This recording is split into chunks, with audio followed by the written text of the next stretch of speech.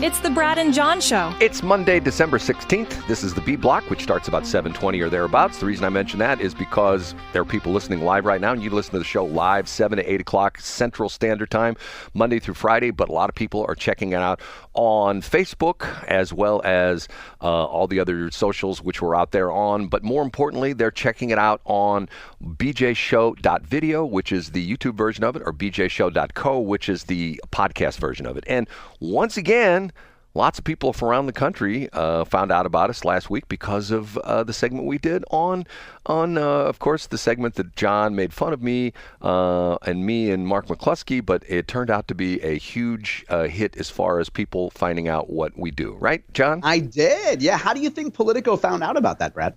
Well, I got to ask you that. I went and looked at your site, and all it is just a real small one-line link. That's all it was, correct? There was no story about it? Yeah, you're right, yeah. I don't know. Did you send them a tweet? Did you send them like a dozen Krispy Kreme donuts with like a note inside the box or something like that? If I knew, Brad, the name of the person who sent it to Politico because they loved it and they love our show, you would mention them all the time. And every time you talk to Mark McCluskey about his latest bicep pose, hey, John, you know so-and-so, you think they could send it to? Nope. So I don't know. I mean, just happenstance, Brad. It seems like that's how it turned out. Are you doing a little cover there? Do you really know who sent that to Politico? Are you? I would just say I know that it's crazy, Brad, to have people listen to a show of yours, and people listen, and I think people enjoy our segments, Brad. That's all I would say. So is John running for office? Is that are you doing? And this is a good time, Brad. We probably don't do this enough. Thank you to everyone who listens to the show and send stuff to reporters or quote-unquote insiders or people who, when I go to Jeff City, Brad, the number of people I have come up to me and say, boy, Brad sure has a problem with my client X. And I say, don't worry, I won't tell him, or he'd talk about it all the time. So thanks to everybody who promotes the show and who sends the show to other people, and we always appreciate it. See, I know that's BS because of the fact when you say every time you go to Jefferson City, I think you've been to Jefferson City 3 times in the last 20 years. Is that if you knew, particularly one lobbyist who came up to me and said, hey, I got to talk to you about something Brad said about major multi-million-dollar client, I said, I'm all ears. Tell me what you think. Brad, can we talk about Wildwood? No, hold on a minute. So did for real you had a lobbyist come up? Yeah, 100%. And I would never say, I had a confidential conversation with these folks, and I would never betray that trust. But yeah, folks love what you have to say, Brad. You have a very unique touch about multi-million-dollar clients. You're right. Okay, John's trying to lead me astray into something else. Okay, the Wildwood thing. So the guy, what's his name? Banjo Popoola? Popoola, okay. Let's be culturally sensitive, Brad. So St. Louis Magazine, let's make sure that we get this right, because you understand this way better than I do. He oversees a city and building inspector program that has a ton of federal money. Right. And he ended up allegedly setting up a company with it was at that time his wife, and now it's his ex-wife. And so 2 women who were connected to him are allegedly profiting from federal money that's coming in, and he helps oversee either recommendations to spend this money or he oversees the money itself, right? Yeah, and specifically one of the charges was that in one particular house or one particular building, the construction companies that are somehow related to him are allegedly related to him. There was a bill that was given that was to be paid for work on a dormer and work on a staircase. I believe are the 2 things. And in this particular building, there are no dormers and there are no staircases. So it's to the point that's unique, yeah. Right, they fixed something that didn't exist. And they got paid for doing it. So, yes. And so this gentleman lives in Wildwood, and Sarah Fenske and or Ryan Krull went out there and took took photos of the house. Now, Brad, they were careful because they obviously don't want to dox this gentleman, and they don't want to bring any unnecessary attention to his private life. I will point out, Brad, that based on knowledge of the St. Louis area, this gentleman lives within a long throw from the outfield from former St. Louis Cardinal Mike Tyson. Mike Tyson played second base, and no, not that Mike Tyson. There's a gentleman named Mike Tyson who played second base for the Cardinals and the Chicago Cubs, and then retired back here. When he retired, he lived here in St. Louis, particularly West St. Louis County, and he actually worked for a Pepsi distributorship. I think he managed like truck routes and things like that, I believe, for Pepsi. Anyway, former St. Louis Cardinals second baseman Mike Tyson was just a long throw, Brad, maybe a line drive away from this gentleman's house out in Wildwood. How do you know this? Well, do you really want to know? Yeah, I do. So when I was a child, Brad, this goes back to my childhood, I used to purchase a book that came out every 2 to 3 years called a baseball address list. And it was one of the first resources for baseball fans who sought autographs through the mail. So I would go through page by page, like there was no Excel spreadsheet then.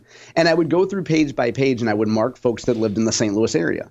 And then I would send either my cards through the mail to them, or as I got a little older, as I got to be like 9 and 10, I would look them up in the phone book and I would call them and I would say, hey, here's who I am. I'm going to be sending you a 1978 Topps card, and I'm going to send you a 1981 Fleer card to your address. Is this your address? And then they'd confirm. And then I'd say, okay, I'm going to put these in the mail today.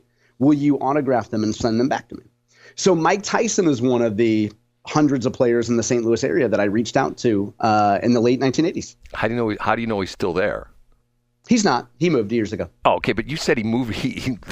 So you misrepresented it because you said that this Popoola guy or Popoola. No, I said where he used to live. Where he used to live. You go back and play the tape. I said where he used to live. Used to live. Okay, now you bring up an interesting point. I saw this the other day and I thought it was pretty funny.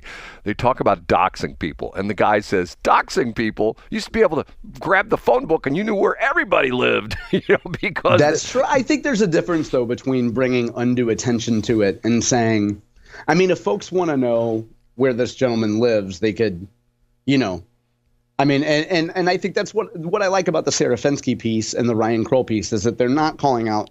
They're not saying, hey, the guy lives here, go give him a hard time. Like you don't want to do anything like that.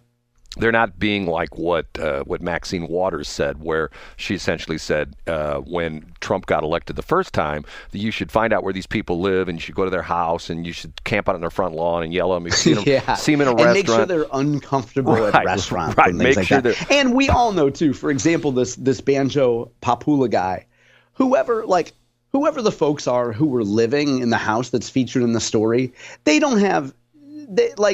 Don't punish them for whatever is going on in this story. And we don't even know all the facts about this yet. Oh, man. Once again, we had a good week last week because of the fact that we had several stories and you could put them under the category, why you don't want to live in the city of St. Louis, right? Would you? Yeah, I think so. Wouldn't you essentially say that was the case of, here's 3 reasons why you don't want to live in the city of St. Louis? Here's what I would, let me interrupt, Brad. What I would say is just look at where people from city public schools spend their money and go there. So if they want to go out, I mean, they're the smartest people in St. Louis, and they used to be the smartest people in Seattle. So if they're spending their money in Chesterfield, Chesterfield's where you want to be. Wouldn't you say that's fair? Well, okay, but I've got something else that I thought about over the weekend. I'm glad you brought that up. Okay, you said that for the majority of these Seattle people that she brought in, they're all gone. But isn't the lady that's now running the school district, isn't she a Seattle import as well, too? Correct. Yeah, correct. She is still Millicent Borshaid. Is still a Seattle holdover, yeah. Okay, wasn't she, don't you think she knew about some of this crazy stuff that was going on? Brad, I would say that continuity and having a strong Seattle thread remaining in the district is more important than Millicent Borshaid perhaps knowing something about this. And we don't know that she did or not. She has not been, I don't believe any of the credit card charges have been directly linked to her. I mean, if they have, I haven't read it, Brad. If you've ever worked for a big corporation, and John has, and you used to file expense reports, right? Yeah, I sure did. Okay. Did you ever get flagged in any of your expense reports where you had to go to the accounting office and essentially say, well, the reason I bought that was, or the reason I stayed there was, have you ever had that happen to you? I did not, with an asterisk. And I think that we had a policy, Brad, that where, and again, I'm going back a decade now, but there were certain things that were automatically flagged. So we couldn't book travel within 2 weeks because it would be too expensive. So if we had any sort of strange expense, we would have to get it flagged ahead of time. And yeah, so I didn't get any sort of like, again, if I got extra guacamole with a burrito, that never got flagged in my expense reports. But we were very good stewards of the money, Right, because of the fact that you knew there was somebody who was looking at those expense reports 100%. and looking at those credit card bills and saying, okay, why did he go to how much money was spent at Topgolf once again? I want to say it was probably $4,000, maybe $7,000, something like that. And once again, you would think that somebody in the accounting department, the St. Louis Public Schools will go, okay, hold on a minute now. Why are we spending money at Topgolf? Because if I'm not mistaken, I doubt very seriously that there are too many of the schools in St. Louis that have a golf team. I mean, wouldn't that be sort of? Yeah, and I mean, I guess we'll get an explanation, maybe or maybe not, from some folks about this. But my guess is maybe there were VIPs that you had to take to Topgolf and wine them and dine them and make them feel that St. Louis Public Schools loves them. I don't know. Man, I don't get it. Okay, along that same line, I saw this article, and you might know about this because you're Mr. Finance guy. Have you heard about this thing with Macy's firing the employee in the accounting department? Have you heard about this? No, what happened? Okay, once again, this pales in comparison. I mean, the St. Louis Public Schools things pales in comparison to this. But let me read you the headline in the story. Macy's gives update on employee who hid $151 million in expenses. Okay, $151 million, a tenth of a billion, like actually probably about 15% of $1 billion. They hid these expenses, and Macy's had to restate its earnings, all that kind of stuff. I did not hear this at all, Brad. Yes. And so how did he hide it? Well, I don't know if it's a he or she. This was last week. On Wednesday, Macy's CEO Tony Springs said the company, hold on, there an ad popped up, concluded its investigation, determined that the individual responsible for the issue intentionally made erroneous accounting accrual entries beginning Q4 2021 and in subsequent periods, acted alone and did not pursue these acts for personal gain. Chief Financial Officer Adrian Mitchell added, this was not theft. And you go to read the story, you go, okay, then what was it? And it talks about the fact, Macy said the erroneous entries between the end of fiscal year 2021 through November 2nd, 2024, this is just like last month, had, quote, had no impact on the company's reported net cash flows, inventories, or vendor payments. The $151 million is only a portion of the approximately $4.36 billion of delivery expenses Macy said is earned during the same period. This was $151 million worth of delivery expenses because, most of Macy's sales now are done online. Their store out in Chesterfield's closed. I'm trying to think, are there any Macy's still around in St. Louis? Can you? There's if you look through the Chesterfield crime reports, a lot of Urbanites like to go to Marketplace by Macy's in Chesterfield and steal stuff. So there's one in the valley that's still open. But that's like a small version of Macy's. That's yeah. It's not like a department store, but it's like it's their equivalent to Nordstrom Rack. I'm trying to think. Is there a Macy's at West County Center? Is there a Macy's at? I haven't stepped foot in a shopping mall in 10 years, Brad. What, John? Why would I go to a shopping mall? Do you have what is this, 1986? Am I going to go flirt with a girl outside Past Pets at Jamestown Mall? Do you have an iPhone? Because most people end up at West County Center if they have problems with their iPhone. Actually, so let me correct that. I have gone to get my iPhone fixed probably 9 years ago. So you're right. See, once again, and as the last time I was at the iPhone store, I had to sit on the toadstool, which I didn't like. You know what I'm talking about? Yeah, and I interrupted you, Brad, with a silly mall anecdote. You were talking about Macy's. No, once again, they're saying like, okay, this employee hid $151 million in expenses, and it wasn't for theft. Why did they do it? And how? I get it. They're saying, well, it's only a small portion of $4.6 billion. See, that's what's fascinating to me, okay? And maybe this is the whole St. Louis Public Schools thing, that what was it, like $1.4 million was the total of all these erroneous or these credit cards charges that they have questions with? Yeah, some ridiculous amount. And somebody could come along and say, well, that's only 0.02% of the St. Louis Public Schools budget. So in other words, you're saying like, okay, you just write it off. It's a rounding error or something like that?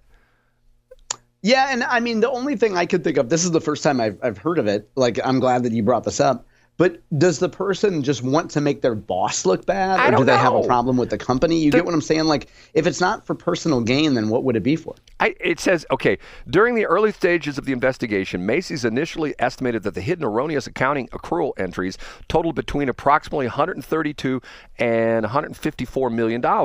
And it says the incident was discovered all while Macy's was trying to turn around its operation as it struggled to compete with rivals. Activist investor Barrington Capital Group said Macy's valuation has suffered from a massive blow, with shares down about 70% over the past decade due to, quote, long-term challenges in the department store sector and previous management missteps.